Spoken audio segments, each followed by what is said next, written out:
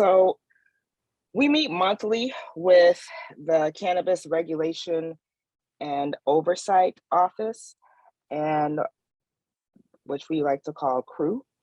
That basically consists of our actual cannabis czar, who is Miss Danielle Perry. Give me 1 second. I want to be able to actually pull this. Second.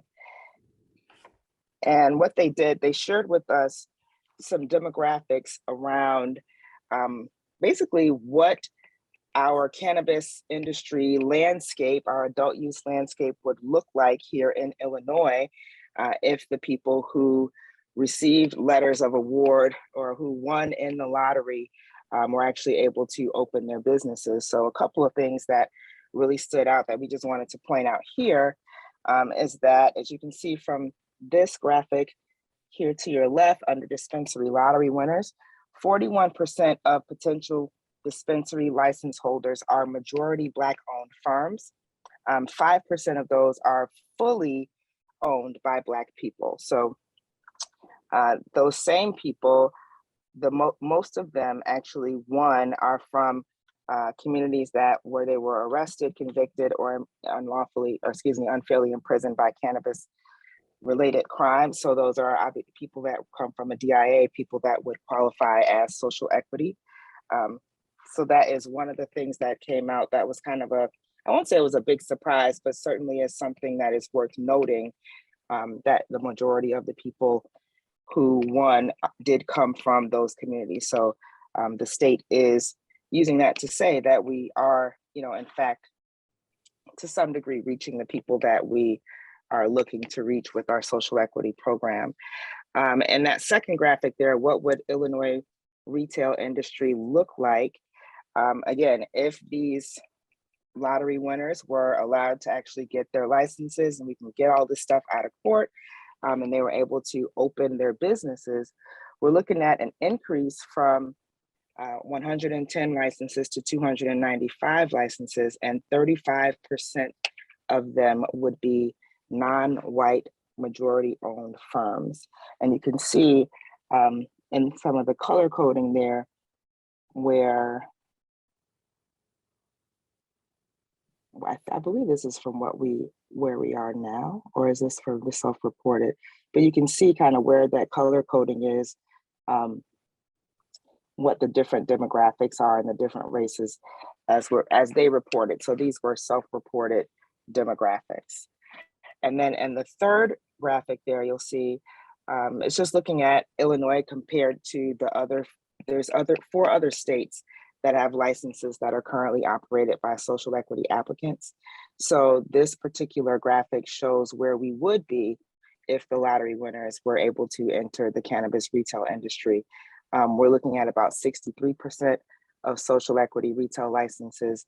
And the closest one to us looks like is Michigan at 5%, California at 3%, Colorado at 3%, and Massachusetts at 1%.